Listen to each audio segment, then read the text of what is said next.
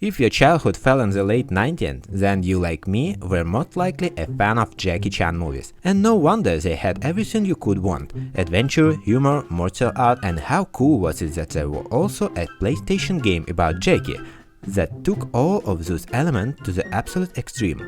Those who played this game back in the day definitely remember it, because it really was something special. Ladies and gentlemen, Jackie Chan Stuntmaster on PlayStation 1. Hi, my name is Percival, and on this channel I talk about video games and more. And this time we are going to be talking about an incredible cool game from my childhood. Percival, you always said incredibly cool. Just admit it. If it's not Skyrim, it's not the best. Just normal game. At least hear me out about what the game is before you give it rating. In 1999, a company called Radical Entertainment took on an ambitious project, the most authentic Jackie Chan video game ever made. At that point, Radical didn't have a single major title to their name. All in all, development took about 2 years. Well, from what I can see, this is just a plain old beat-em-up. Tons of those came out. Actually no, because what's sad, this game apart is that the developers brought Jackie Chan himself on board. He was involved at every stage to make sure that game felt like a real Jackie Chan movie. To that end, Jackie personally went taught the motion capture process. He also voiced the character himself, and that really does create an amazing atmosphere in the game. Honestly, as a kid, when I played it, I genuinely felt like I was playing in a Jackie Chan film. Alright, I get it. You like this game. Let's get to the point. What's it about and how does it look like today? So, Jackie is a delivery boy working in New York for his grandfather Frederick. One day his grandfather gives him a critically important package to deliver to the Shaolin Temple in Vancouver. But Jackie, being Jackie, gets distracted and stops at a little restaurant to grab some food instead of making the delivery. While he's eating, an evil boss named Dante kidnaps his grandfather and steals the package. Jackie spots the getaway car, pull off a quick chase sequence full of quick stunt, and end up in an alley. And that's where the game begins. At its core, the game is a blend of Final Fight and Crash Bandicoot.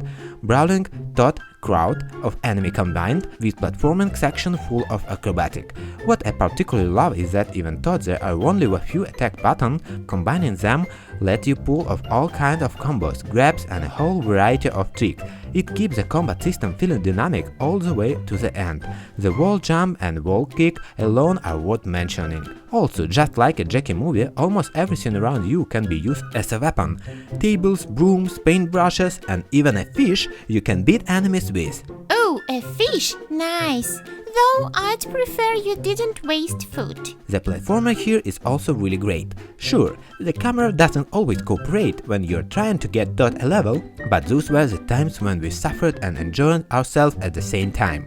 Moving on to the game itself, there are 5 zones, with 3 levels each. We start in Chinatown. It's an atmosphere, nighttime New York, neon sign, restaurants, shops. Jackie runs into his first enemies, pretty simple ones. You learn how to fight and use whatever you can get your hand on. I especially love this cinematic moment in the game.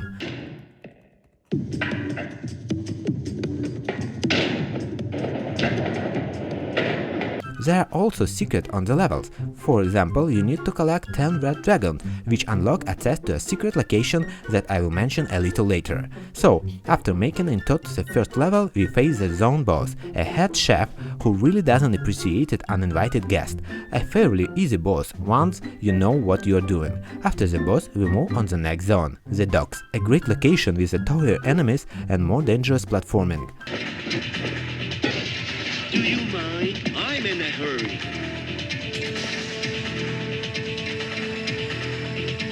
Oh, I hope that didn't hurt too bad. Come on, admit it, it's cool. It generally feels like a Jackie Chan movie where he does all his own stunts. The zone boss is a big stocky guy named Barney. Not too hard, but you don't want to get by his rubber. That's going too hard. Next up, the sewers and subway tunnels. And this one is really burned into my memory. Imagine you have to ride on top of a subway car and periodically jump from train to train, all while fighting enemies at the same time. Absolutely awesome. And incredibly dangerous. Please don't try this at home. All these actions are performed by professionals. The boss here is interesting too, a boxing clone, and he genuinely taught, because he is not alone, he has a partner, a mime, who who constantly tries to grab you so the boxer can really lay into you. In short, a good time. If you beat him, you move on the next zone. The city rooftops. This part is great. Ton of platforming and ninja that actually pose a real threat. On top of that, there are air vents that constantly blow you off the edge, and you will be falling and losing lives left and right. Oh, that drove me absolutely crazy as a kid, almost as much as the Coruscant level from Star Wars. There are a lot of enemies here and the game starts to feel genuinely challenging. The zone boss is the disco dancing guy, a fun fight, possibly even harder than the boxing clone. And after all of this, you finally reach the last zone, the factory. It's actually the least interesting location, but the levels are brutally difficult. Ton of traps, tot enemies, and you really need to be playing at the top of your game here. I genuinely struggled to get tot this zone as a kid, and the final boss, Dante, is tot too.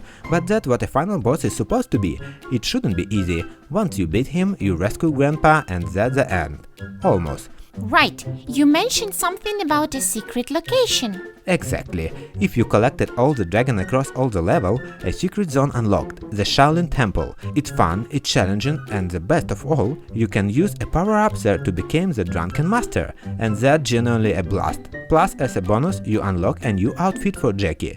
The game also has 5 secret golden dragon, and if you find all of those too, you can watch a secret video of Jackie Chan actually recording his moves for the game. Right. Nowadays YouTube exists and you can watch anything at any time, but back then you had to hunt down Golden Dragon just to catch one glimpse of secret video. Well, you've already shown it to us, so that alone deserves a like on this video. You like it, right? That's the kind of game Jackie Chan Stuntmaster was. It's really fantastic, and even now, all these years later, I played it again with great enjoyment. Let me know into the comments whether you played it as a kid and whether you remember it. Also feel free to suggest what game we should review next. Thanks for watching, become one of our patrons, and we will see you very soon. This has been Percival and Bastet. Bye everyone!